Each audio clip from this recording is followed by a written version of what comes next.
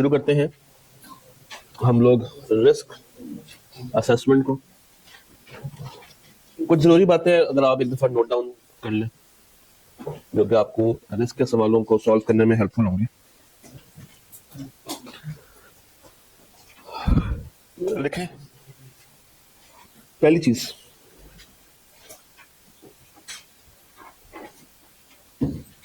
Always read the question slowly. Always read the question slowly.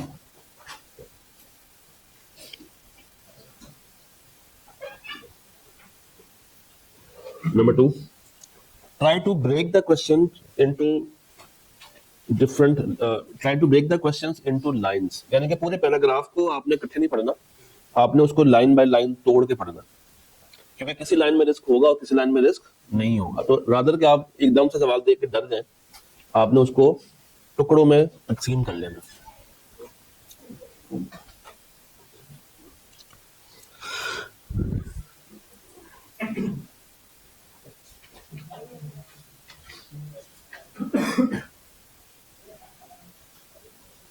देखिए, अच्छा आगे लिखें। Try to differentiate your answer into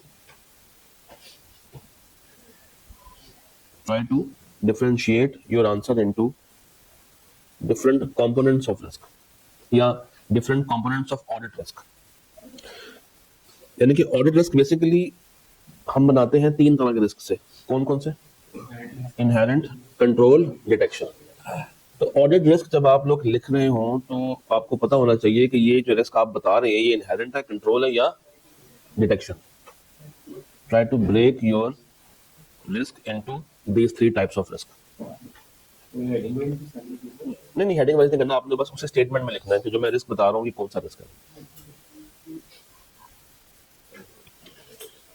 अच्छा आगे लिखें। Always read the question, always read the requirement whether he has asked for audit risk or business risk। ये दोनों में फर्क होता है। Always read the requirement and analyze whether he has asked audit risk या business risk। उसने मांगा क्या? उसने audit risk का सवाल पूछा है या उसने business risk का सवाल पूछा? इन दोनों में भी आपको फर्क करना आना चाहिए। Always read the requirement and analyze कि whether उसने audit risk के बारे में बात की है या business risk के बारे में बात की है।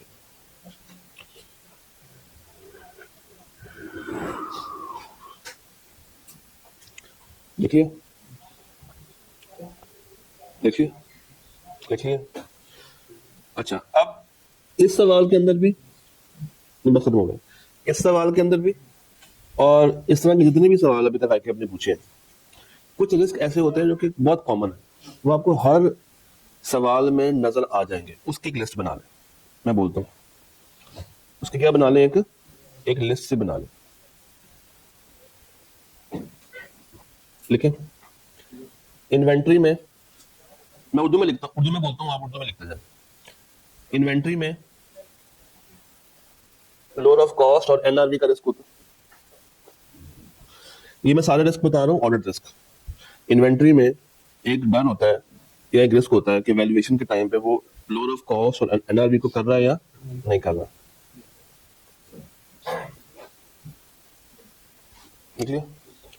इन्वेंट्री में एक दूसरा रिस्क होता है कि वो अक्सर इन्वेंट्री को पीपीई या पीपीई को इन्वेंट्री बना देता है, मिस क्लासिफिकेशन कर देता है। क्या कर देता है? मिस क्लासिफिकेशन कर देता है। इन्वेंट्री को पीपीई या पीपीई को इन्वेंट्री के तौर पर ले लेता है।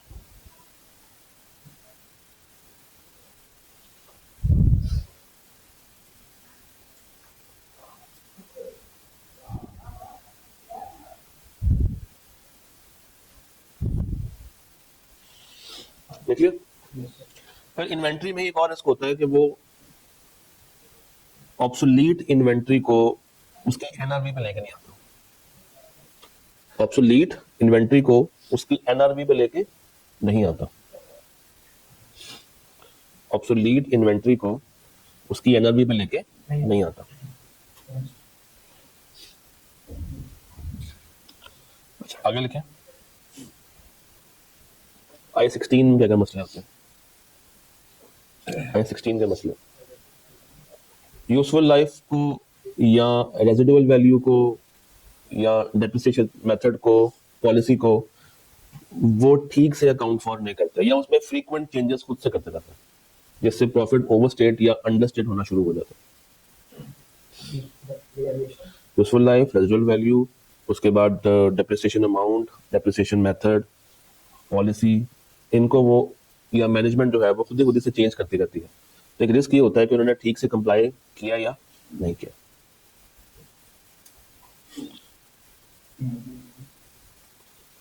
फिर टिपिकली वो इम्पेयरमेंट को इग्नोर कर देते हैं। मैनेजमेंट टिपिकली इम्पेयरमेंट को क्या कर देती है? इग्नोर कर देती है। मैनेजमेंट इम्पेयरमेंट को इग्नोर कर देती है।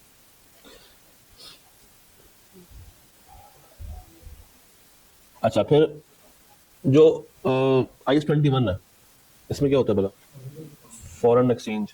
अक्सर रिस्क के सवालों में ना कुछ चीज इंपोर्ट की जाती है या एक्सपोर्ट हो रही होती है, तो उसमें एक्सचेंज रेट का इम्पैक्ट काफी ज्यादा अहम होता है कि उन्होंने ठीक से कंसिडर किया या नहीं किया। तो इनकरेक्ट रेट्स एक इशू है रिस्क के सवालों में। फिर वो अक्सर बोरिंग कॉस्ट भी इनकर कर रहा होता है, बोरो कर रहा होता है इस सवाल में। तो बोरिंग कॉस्ट को भी आपने देखना है कि उसको ठीक से कैपिटलाइज किया या नहीं किया। बोरिंग कॉस्ट है हाँ ना, उसमें हम उसके ऊपर बात कर लेते हैं ना। IS-12 है, अभी तो मैं 23 पे खड़ा हूँ। 23 की बात समझ आई? अच्छा, फिर इंटेंजिबल्स के लिख लिया। Miss classification between research and development. Miss classification between research and development.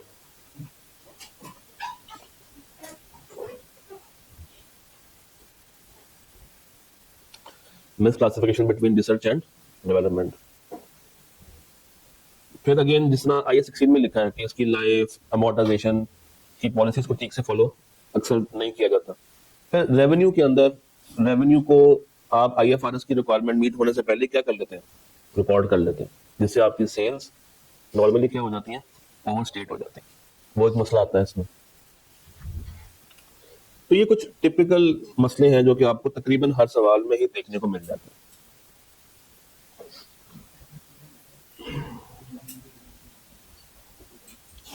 लिख लिया?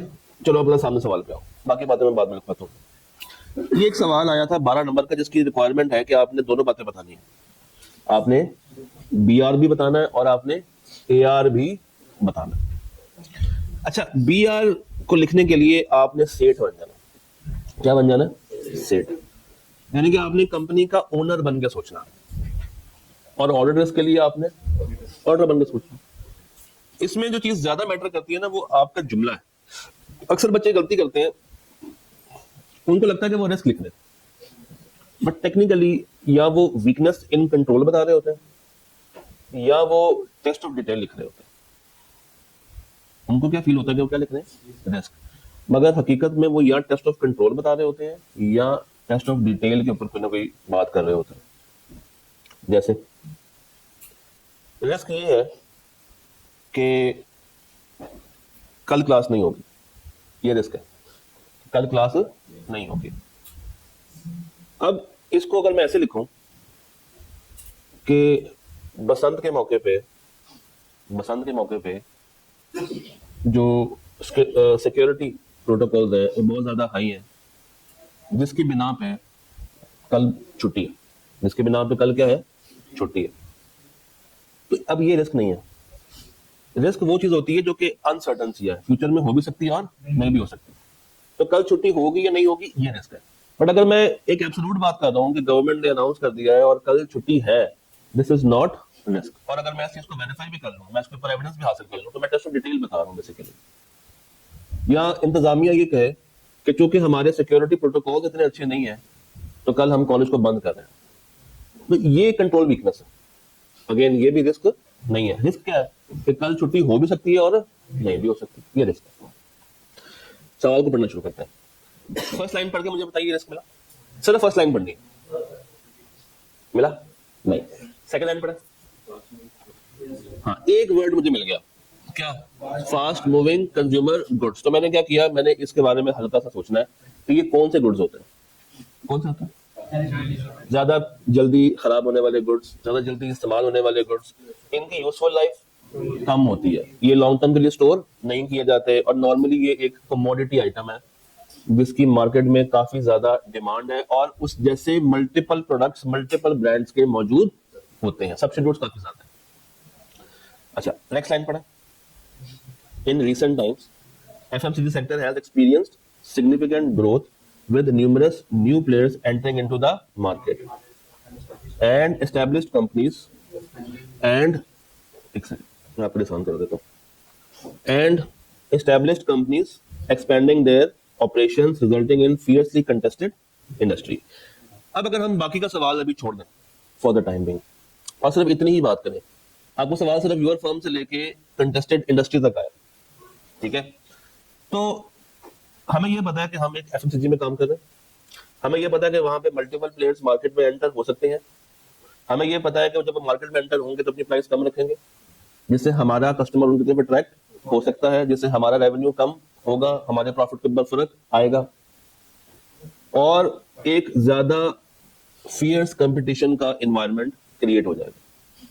अब ऐसे में अगर मैं बीआर की बात करूं, पहले मैं एक सेठ हूं और मैं एक एफएमसीजी सेक्टर चला रहा हूं, तो मुझे क्या परेशानी है इस चीज से?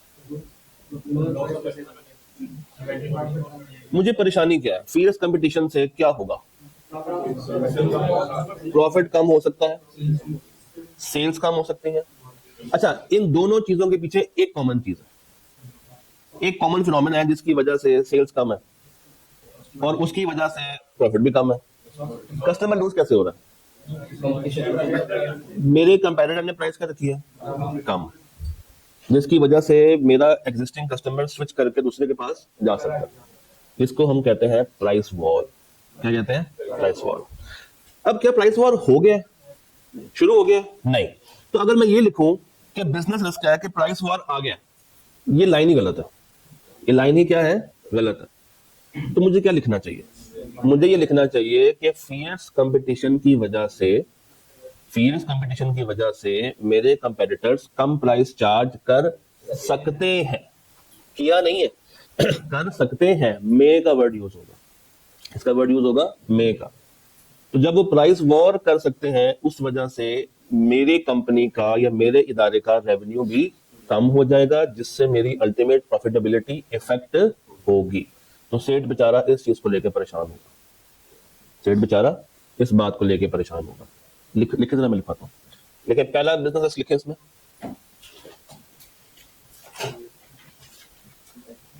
because of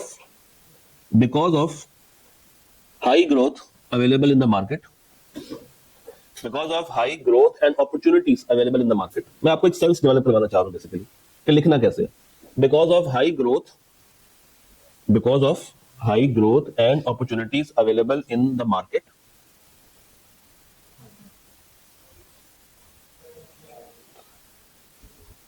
देखिए, there is a business risk, there is a business risk of एक इसने हमने वर्ड यूज किया हुआ ना, फियर्स का वर्ड इसने। हाँ, there is a business risk of fierce competition, there is a business risk of fierce competition, लिख लिया, which, अब मैं दो वर्ड्स बोल रहा हूं, मुझे आपने बताना मैं क्या लिखूं। एक स्टेटमेंट ये, which will lead to price wars, number 2, which can lead to price wars, number 3, which may lead to price wars,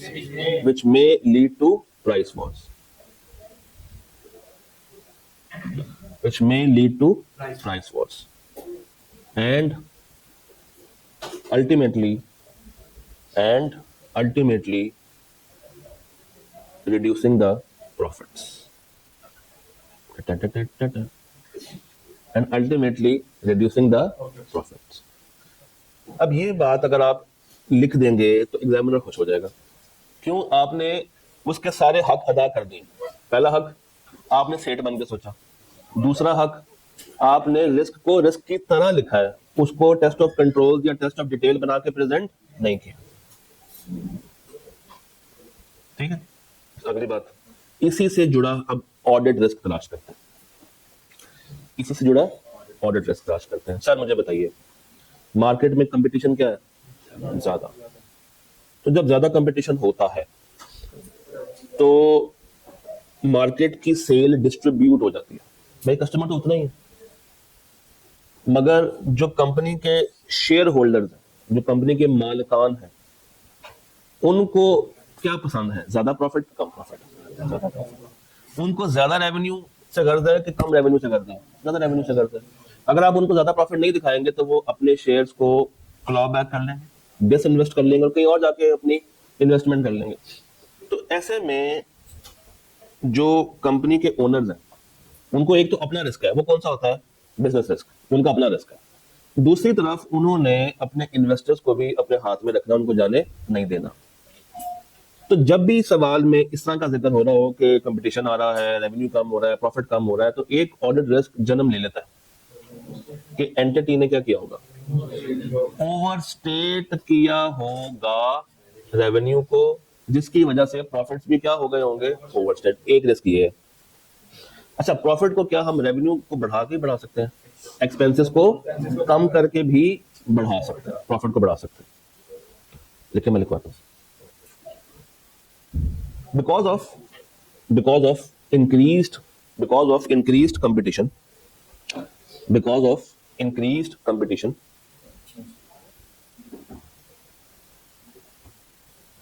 management, अब देखें मैं विल लिखूं या मे लिखूं? May. Management may be inclined, management may be inclined towards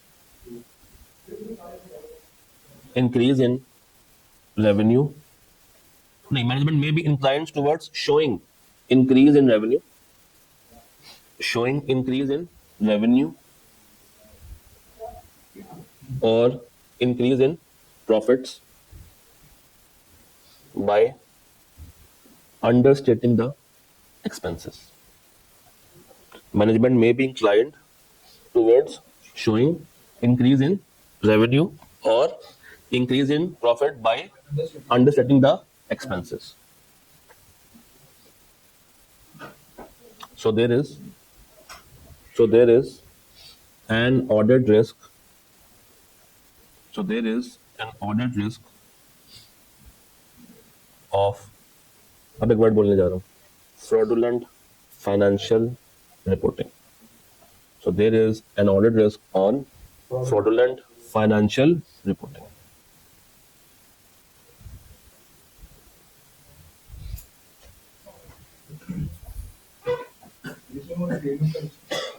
impairment कहाँ से आ गई? अभी तो हमने सिर्फ ये मार्केट में जो चल रहा है उसके ऊपर बात की। अभी नीचे वो आ जाएगा ना, नीचे आ जाएगा ना। अभी तो हम सिर्फ मार्केट में जो हालात है उनको देख के बात कर रहे हैं। अभी मैंने पूरा सवाल शुरू भी नहीं किया, मैंने सिर्फ वो कंटेस्टेड तक सवाल रखा जितना लाल किया। सबसे आइडियल होता है कि आप टेबुलर फॉर्म में करें, एक तरफ BR आ रहा हो और एक तरफ AR आ रहा हो। अच्छा, अब अगर मैं ये लिखूं, तो भाई अगर मैं ये लिखता कि there is an audit risk on increased revenue, so we have to check that whether management has complied with the policies of IFRS 15 or not. क्या ये रिस्क है?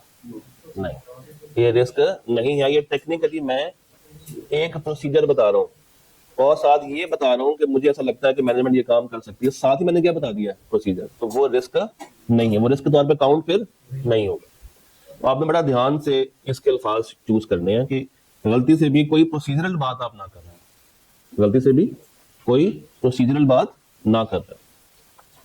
इतनी बात ओके?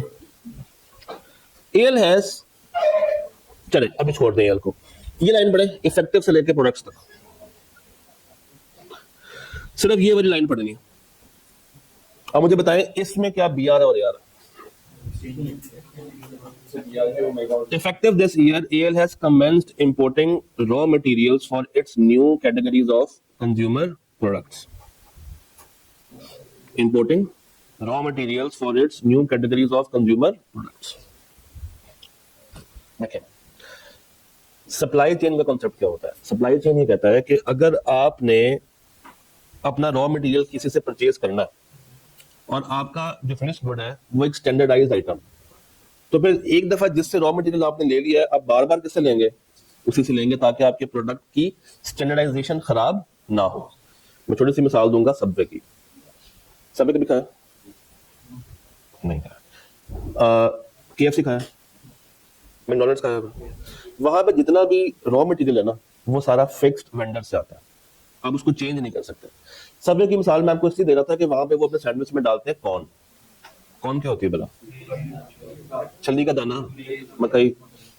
अब अगर उनके पास उस वेंडर से कॉर्न नहीं आई ना, तो वो आपके सैंडविच में कॉर्न नहीं डालते। यहां तक वो अपने प्रोडक्ट को लेके स्पेसिफाइड है कि जिससे लेनी है उससे उसी क्वालिटी की लेनी है, ताकि कस्टमर को हमेशा वही चीज मिले। और अगर नहीं है तो वो उसके बदले कुछ अलग से आपको डाल देंगे, मगर वो कॉर्न किसी और की इस्तेमाल नहीं करेंगे। या आप अगर बहुत ज्यादा करेंगे तो आपको आइटम बेचेंगे। यहां पे जरा पढ़े, वो कहता है commenced importing raw material from its new category of consumer products. अब वो रॉ मटेरियल को क्या कर रहा है? इंपोर्ट कर रहा है। और खुदा ना खास्ता अगर मैं सेठ हूं और मुझे पता है कि मेरा रॉ मटेरियल सिर्फ कहां से आना है? बाहर से आना है। अगर, अब देखें, मैं अगर का वर्ड यूज कर रहा हूं, मैं ये नहीं कह रहा कि गवर्नमेंट ने बैन कर दिया। मैं क्या बोलूंगा? अगर गवर्नमेंट बैन कर दे तो मैं अपने फाइनल गुड को प्रोड्यूस नहीं कर पाऊंगा। अगर गवर्नमेंट क्या कर दे, बैन कर दे, उसको उसके ऊपर रिस्ट्रिक्शन लगा दे, तो मैं अपने रॉ मटेरियल को इंपोर्ट नहीं कर पाऊंगा, जिसकी वजह से मेरा कंज्यूमर प्रोडक्ट तैयार नहीं होगा, जिसकी वजह से मेरी सेल भी कम हो जाएगी। लिखे लिखे जरा, BR लिखे, BR। if government impose restrictions, if government impose restrictions on, if government impose restrictions on import of raw material, if government impose restriction on import of raw material, there is a business risk that there is a business risk that company may not be able to produce the product. Company may not be able to produce the product. Company might not be able to produce the product, which can ultimately lead towards decline in revenue and decline in profits. Which can ultimately lead to decline in revenue and decline in profits.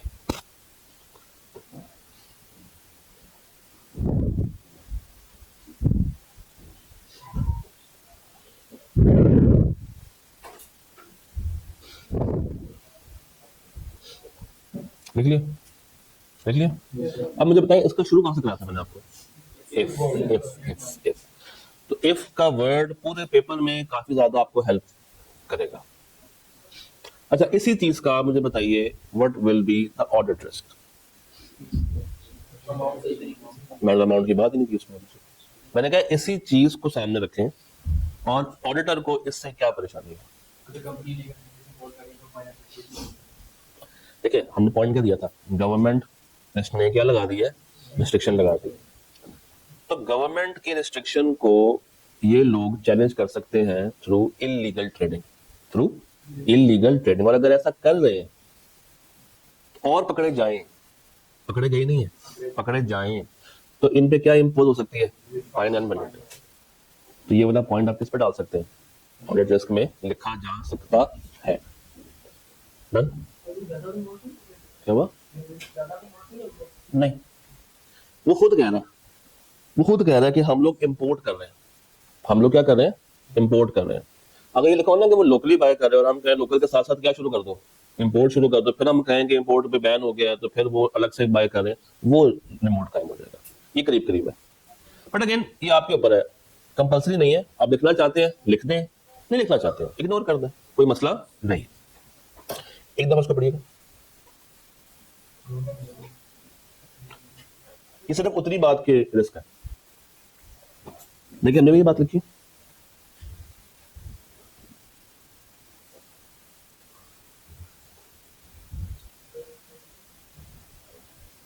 Game समझ आ रही? चले आगे,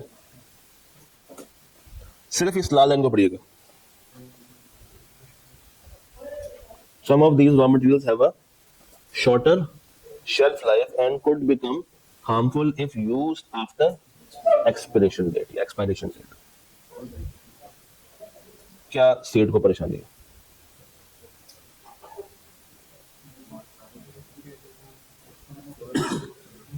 Some of these raw materials जो कि बाहर से मंगवाए हैं have a shorter shelf life and could become harmful if used after the expiry date। और ऊपर वो कह रहा था कि कंपटीशन बहुत ज्यादा बढ़ गया और नए लोगों के आने की वजह से उसकी सेल क्या हो रही है, कम हो रही है। तो इसका रिस्क ये बन सकता है कि रॉ मटेरियल हमारे पास जो हमने मंगवा के रखा हुआ है वो उतना इस्तेमाल नहीं हो रहा जितना हमने मंगवा लिया। तो सेट के लिए उसकी एक्सपायरी क्या एक एक्सपेंस बन सकता है, एक खर्चा बन सकता है, एक खामखा की होल्डिंग कॉस्ट बन सकती है। और अगर एक्सपायर हो जाए तो उसको जाया करना पड़ेगा, जाया करने के लिए भी मुझे क्या लगानी पड़ेगी, एक्सपेंस करना पड़ेगा, खर्चा करना पड़ेगा उस चीज को जाया करने के लिए भी। तो वो भी क्या है, सेट के लिए एक अदद एक्सपेंस। मगर क्या एक्सपायर हो गया? नहीं। तो फिर शुरू कहां से करेंगे? इफ से। लिखें जरा, if the raw materials, if raw materials, draw काट दीजिएगा, if raw materials have shorter shelf life, if raw materials have shorter shelf life, if raw materials have shorter, if raw materials have shorter shelf life, then they can be, yeah, they can become harmful if not consumed on time. They can become harmful if not consumed on time. They can become harmful if not consumed on time. Therefore, business has to make sure that these ingredients are not used in manufacturing after their expiry date। इनको use नहीं करना expiry date के बाद, इनको use नहीं करना expiry date के बाद। Further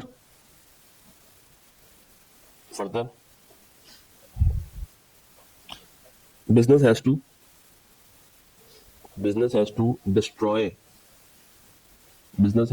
destroy these raw materials। उसको खराब करना पड़ेगा, तबाह करना पड़ेगा।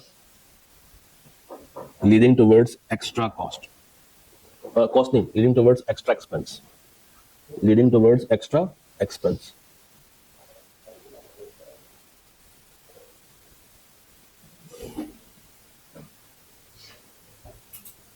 हो गया? अच्छा, अब आप बने ऑडिटर। अब मुझे बताएं एक ऑडिटर इस मामले को कैसे देखेगा। अब आप बोलिए ना, पहले ऑडिटर की आनंद, अगर हम लोगों ने चीज बना ली है, हमसे मुराद एंटिटी ने वो चीज बना के रख ली है, नहीं बिक रही है, एक्सपायरी हो गई है, तो अब लोअर ऑफ कॉस्ट और एनआरवी पे उसको रिकॉर्ड होना चाहिए। लोअर ऑफ कॉस्ट और एनआरवी पे रिकॉर्ड होना चाहिए। इसमें रिस्क क्या है कि उन्होंने उसको रिकॉर्ड किस पे किया हुआ है, लोअर ऑफ कॉस्ट पे किया हुआ है या एनआरवी पे किया हुआ है। अगर तो एनआरवी पे किया हुआ है तब तो ओके, और अगर कॉस्ट पे किया हुआ है तो रिस्क ये है कि वो आइटम ओवर स्टेटेड पड़ी होगी। रिस्क क्या है? आइटम क्या पड़ी होगी? ओवर स्टेटेड पड़ी होगी। लिखें जरा क्या, तो फाइन पेनल्टी पड़ सकती है, बिल्कुल आ सकता है। लिखें जरा, if the products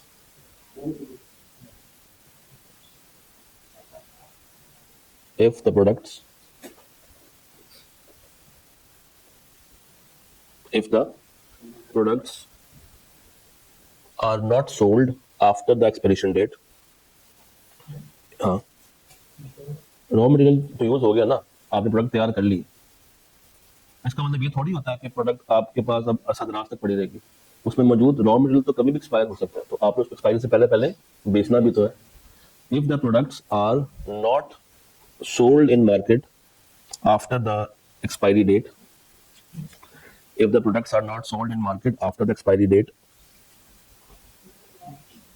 not sold in market after the expiry date, auditor has to verify, uh, auditor has to check that whether, auditor has to check that whether entity has recorded the product on lower of cost or NRV or not. नहीं, बताता हूँ कैसे. Hello जी, बस ना.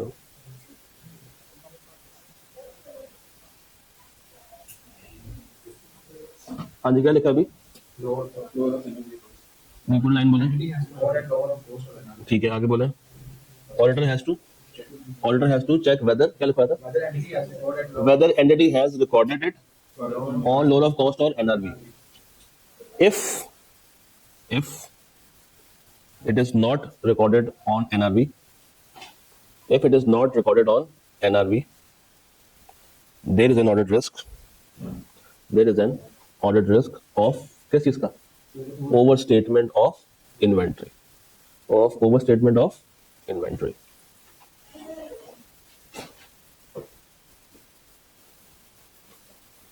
Of overstatement of inventory.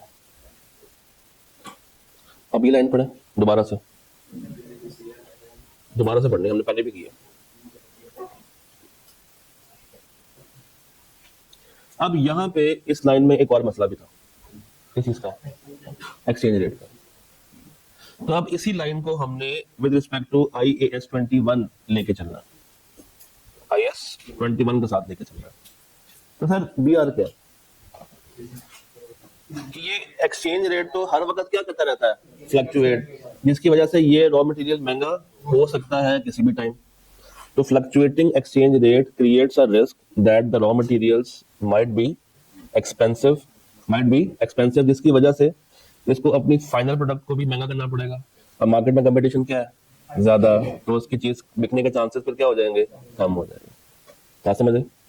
लेकिन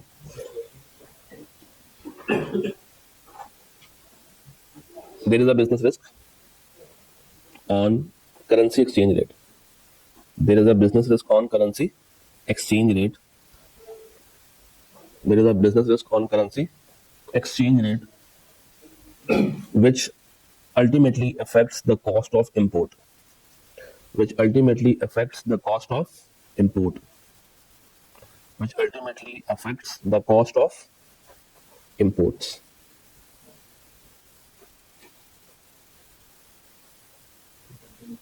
Cost of imports. अच्छा, what about audit risk? Audit risk क्या है?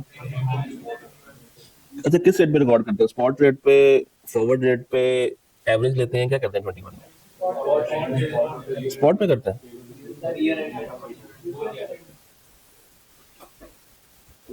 तो क्या बात है ना, कोई बात नहीं.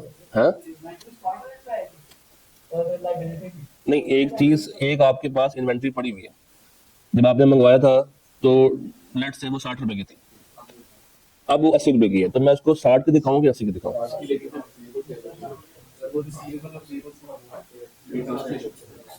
तो ऑडिट रिस्क क्या है फिर इसमें? कि एंटिटी ने उसको जो ट्रांसलेशन है वो ठीक से की है या नहीं की. लिखे, there is an audit risk that inventory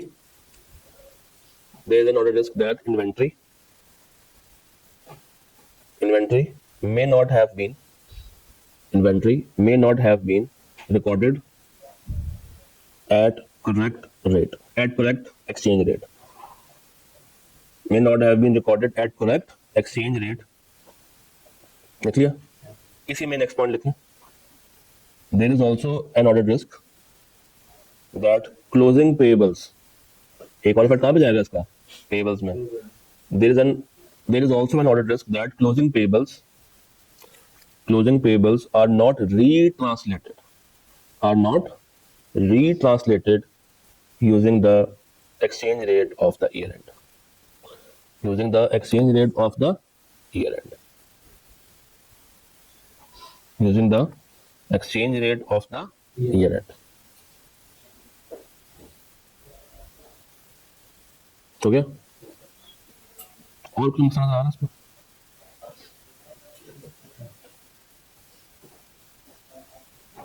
और कोई मसला नजर आ रहा है? इंपोर्ट ड्यूटी शुरू हमने कॉस्ट में डाल दी। नहीं, जब आपको चीज इंपोर्ट करते हैं इसमें एक डर और होता है। क्या एक डर होता है इंपोर्ट में? हाँ, क्या क्या क्या पहुंचा भी है या नहीं है, रिसीव भी हुआ या नहीं हुआ। तो एक होता है stock and transit, inventory in movement. Stock and, ये क्या होती है? जो इन्वेंट्री अभी रास्ते में है उस पर राइट किसका है, हमारा या उनका? अगर मैंने मंगवाई है, मैंने पेमेंट कर दी, उन्होंने मुझे डिस्पैच कर दिया, अब देखा यह जाता है कि डिस्पैचर कौन है। अगर तो उनका बंदा लेके आ रहा है तो उनका, और अगर आप नॉर्मल ट्रेड से भेज रहे हैं तो हमारा रिस्क है। तो अगेन थोड़ा सा रिमोट जा रहा हूँ, बट एक रिस्क ये भी बन सकता है कि जो स्टॉक इन ट्रांजिट जो अभी तक हमें रिसीव नहीं हुआ, क्या एंटिटी ने उसको रिकॉर्ड किया या नहीं किया इन क्लोजिंग बैलेंसेस। इन क्लोजिंग बैलेंसेस जो हमारा स्टॉक इन ट्रांजिट है, एंटिटी ने उसको पकड़ा या नहीं पकड़ा। जितना आपके पास टाइम, 3 घंटे में शुरू किसने करना, ये तो आपने शुरू करना है आखिरी के 40 मिनट का। ये सवाल अगर आप पहले घंटे में लेके बैठ गए तो आप बैठ गए, आप उठ नहीं पाएंगे। देखा, खत्म हो गया स्टॉक। तो आपने ये करना है लास्ट के 30-40 मिनट्स में। 2 सवाल ऐसे हैं जो कि आपने एंड के लिए बचा के रखने हैं। एक ये, दूसरा अगर आ जाए एनालिटिकल प्रोसीजर्स वाला सवाल जिसमें रेशियोज के ऊपर कार्रवाई होती है, तो ये 2 सवाल ऐसे हैं जो कि आपने आखिरी आधे पौने घंटे के लिए रखने हैं। ये शुरू में करने बैठ गए तो टाइम इतना खा जाएंगे कि बाकी सवालों को उसका ड्यू टाइम नहीं मिलेगा। फिर आपको शायद मैंने कोड का बताया हो कि 15 मिनट में क्या करना, बताया था नहीं बताया कोड का? पेपर ये पास करना बहुत आसान हो गया विद इन्वॉल्विंग ऑफ एमसीक्यूज। अब एमसीक्यूज कितने मार्क्स के हैं? 10 नंबर के। 10 नंबर के। अब सुनिए जरा, करना क्या है। आप लोग एग्जाम में गए तो एग्जामिनर जो है वो पहले आपको क्या देता है? कुछ नहीं बताता, आंसर शीट तो नहीं मिलती आपको, या अगर दे भी दे तो कहता लिखना नहीं। अब जब तक एमसीक्यूज नहीं थे तो बच्चों से हम कहते थे कि यार आपने क्वेश्चन 1-2 सवालों जो आपको अच्छे से आते हैं ना, आपने उनको रीड करके उनका जवाब दिमाग में सोच लेना। अब ये नहीं करना। अब आपने उस 15 मिनट में वो 10 नंबर पूरे करने एमसीक्यूज के, कि आपको वो 3 घंटे में फिर एमसीक्यूज को सोचने की टेंशन ना हो। तो अगर तो आप वो 15 मिनट में 10 नंबर निकाल गए अपने, तो 90 मार्क्स का पेपर रह जाएगा, जो कि कितने टाइम में करना होगा? पूरे 3 घंटे में करना होगा। तो वो जो 1.8 की रेशो है वो बढ़ जाएगी, और फिर इसमें भी आपको शायद 2-3 सवाल ना आते हो तो वो 1.8 और ऊपर चला जाएगा। खैर, आता होगा आप लोगों को। तो एमसीक्यूज आपको बहुत हेल्प करेंगे अब ये पेपर पास करने में, प्लस 15 नंबर तक का स्ट्रेट फॉरवर्ड मटेरियल भी होगा। तो 1/4 of paper is already in your grip, provided कि आपने क्रैमिंग भी अच्छे से की हो। देन आपको पता है कि कुछ सवाल ऐसे जो कि फॉर श्योर आने हैं, जिसमें कोड का सवाल है, रिपोर्ट का सवाल है, रिस्क का सवाल है। ये तो पेट सवाल है, नहीं तो आने ही आने हैं। सब्सटैंटिव का सवाल है। अब देखिए, आप लोगों को यहाँ पे बैठे बैठे पता है कि यार ये 4-5 सवाल आते हैं, तो उनकी अगर ज्यादा प्रैक्टिस कर ली जाए तो क्या जाता है आपका? क्या हुआ? आप तो आएंगे, आपने मेरिट भी बढ़ा दिए हैं, 5 मेरिट्स आएंगे और एक गोल्ड मेडल। 5-5 मेरिट कर दिए, पता है ना चीज का? नहीं पता? आएंगे आपने 87 मेरिट सर्टिफिकेट्स देने हैं एक सेशन के। हर कैफ के पेपर के 5 मेरिट्स हैं और एक गोल्ड मेडल है, सेम कैटेगरी जो कि मेरिट सर्टिफिकेट्स का होता है। क्या हुआ? नहीं 70%। आपने 3 पेपर दिए हो, तीनों पास हो, और जिसमें मेरिट के लिए एलिजिबल हो रहे हो उसकी फर्स्ट अटेम्प्ट हो, सिंपल सा क्राइटेरिया, तो 5 मेरिट्स हो गए। 87। कोई बात नहीं, सीफा में भी आ जाए, वहां में भी 5-5 है, एक सब्जेक्ट के 5 है। हाँ जी, 6 होंगे ना, एक गोल्ड मेडल और नीचे 5। और अगर किसी का गोल्ड मेडल नहीं आता तो मेरिट 6 हो जाएंगे। पहले एक गोल्ड मेडल और एक मेरिट होता था, तो अब आगे आपने थोक के हिसाब से मेरिट बांटने शुरू कर दिए, जिससे उसकी वैल्यू तो कम हो ही जाएगी, बट आपको एक अपॉर्चुनिटी मिल जाएगी कि आप अपने वालिदैन का सर फख्र से बुलंद कर सकें। तो अब प्रोबेबिलिटी बढ़ गई है। पहले 1 की रेशो भी थी, अब 5 की रेशो पे। हाँ, सेम क्राइटेरिया पर 70 की जगह पे 80%। तो मैंने इसलिए स्टार्ट किया सेम क्राइटेरिया। और खैर हम लोग कहाँ पे थे, इसके सवाल पर। हाँ बताएं। नहीं आता, डिपेंड करता है कि आप किस टाइम फ्रेम पे खड़े हुए हैं। आप पहले पूरा पेपर कर लें, उसको छोड़ दें, टाइम आखिरी बचा लें 15 मिनट, उसमें गप्पे मार दें, छोड़ के मत आए। उस वक्त जो जेल में आता ना कर रहा है, क्योंकि वो करना ना करना एक बराबर है, तो छोड़ के कुछ नहीं आता।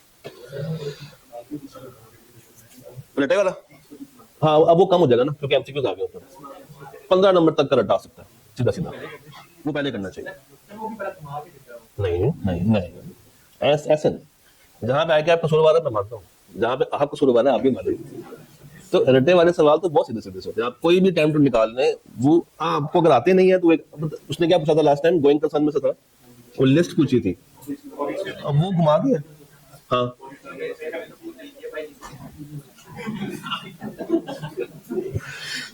ये लाइन पढ़िएगा, ये लाइन पढ़िएगा, कुछ और भी तो है इसमें। एक प्रॉब्लम भी आपने किसने निकाली थी यहाँ पे है, लिटिगेशन। तो इसमें एक मसला आ सकता है किस चीज के ऊपर, कि अगर तो देखो ना, इसमें इसमें बी आर क्या मतलब, सेट को क्या परेशानी है कि अगर मार्केट में एक ऐसा प्रोडक्ट मौजूद है जो कि एक्सपायर हो चुका है और उसको कंज्यूमर इस्तेमाल कर ले, तो अल्टीमेटली रेपुटेशनल लॉस किसका होगा, बिजनेस का होगा। नुकसान किसका है, बिजनेस का। केस किस पे होगा, बिजनेस पे। और इसका ऑडिट क्या है कि अगर कोई ऐसा केस हो गया है या हो सकता है, तो IAS 37 की कंप्लायंस होनी चाहिए, होनी चाहिए। अब उन्होंने की है या नहीं की, ये क्या है, ऑडिट रिस्क। लाइन पढ़े,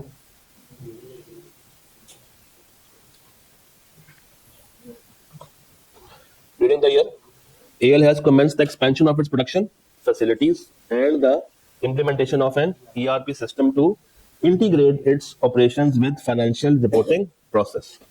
These initiatives are being financed through additional borrowing facilities. दो तीन मसले हैं इसमें। पहला था वो बोरिंग की बात कर रहा है, तो स्टैंडर्ड से लगेगा 23 बोरिंग कॉस्ट। इसमें बीआर क्या होगा, बीआर बीआर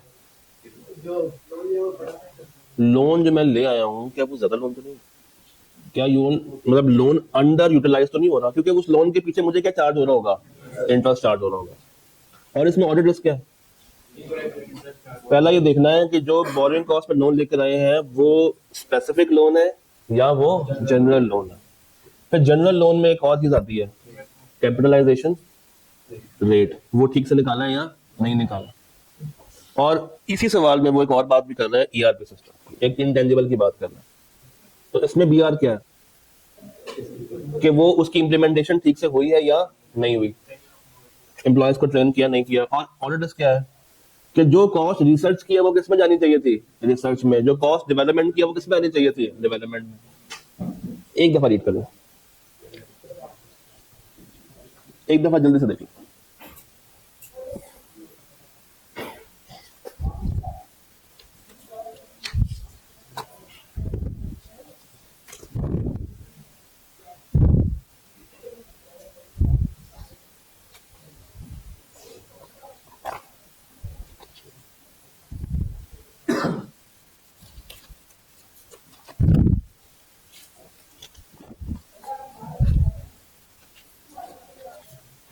परेशानी, अच्छा ये एक आपके लिए तोहफा है छोटा सा, जैसे आपको दिया था ना कोड़ा हदीस में, वैसे ये रिस्क में भी है, शक्ति शीट टिपिकल, ये उधर बांट देना। तो इसमें आपको स्टैंडर्ड वाइज मिल जाएंगे, BR और AR। पहला कौन सा, IS 2, उसके बाद IS 8, 16, 21, 23, 36, 38, फिर IFRS 16, IFRS 15। जो जो नॉर्मल ICAP टेस्ट करता है, जो जो नॉर्मल ICAP टेस्ट करके रखता है। कौन सी भेजी, ये वाली फाइल मैं भेज, ओके यहाँ तक परेशानी।